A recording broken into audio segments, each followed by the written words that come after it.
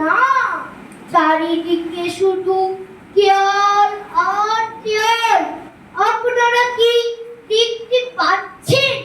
সামনে ওই জ্যামিতি বাক্স, পিছনে ওই বিজ্ঞানের কঠিন কঠিন সংজ্ঞা, আর দুপাশ থেকে চেপে ধরছে ইংরেজি আর বাংলার ব্যাকরণ। লোকে বলে আমি অভিমন্যু, আমি আজকে এই সময়ে এই সমাজের অভিমন্যু। ওটা ছিল কুরুক্ষেত্রের যুদ্ধ, আর এটা হলো শৈশব চুরির যুদ্ধ। আমাকেও চক্রব্যূহে ঢুকতে শেখানো হয়েছে। পরীক্ষার চক্রব্যূহ, নম্বরের চক্রব্যূহ, প্রতিযোগিতার চক্রব্যূহ, কিন্তু কেউ বলেনি এই চক্রব্যূহ এত শক্ত কেন? এর থেকে বেরিয়ে আসার কৌশল কি? আমার সকাল শুরু হয় ভারী ব্যাগ নিয়ে, আর রাত শেষ হয় ভারী মাথা নিয়ে। শিক্ষক বলেন এই বছরটা খুবই গুরুত্বপূর্ণ, ভবিষ্যৎ তৈরি করতে হলে পড়তেই হবে। 18 ঘন্টা পড়ো, focus like a laser beam, aim for the sky, aim for the 100। বাবা বলেন আমরা এত কষ্ট করছি তোমার জন্য, আমাদের স্বপ্ন তোমার কাঁধে।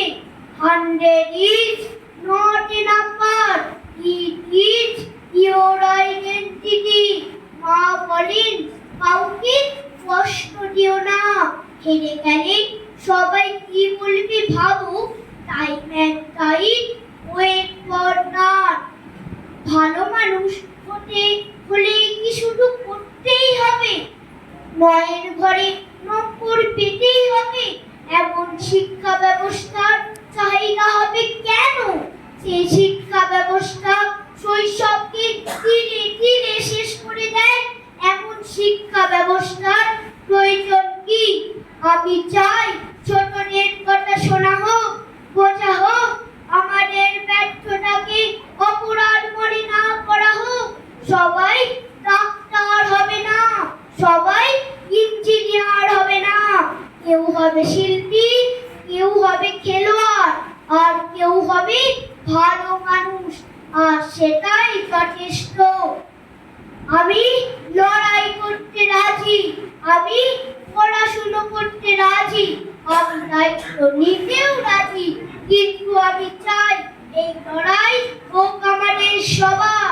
তাহলে আর কোনো অভিমন্যু নীরবে হারিয়ে যাবে না।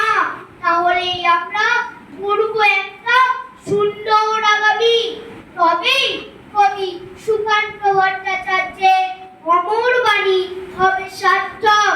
এ বিশ্বকে এ শিশু পাঠযোগ্য করে যাব আমি।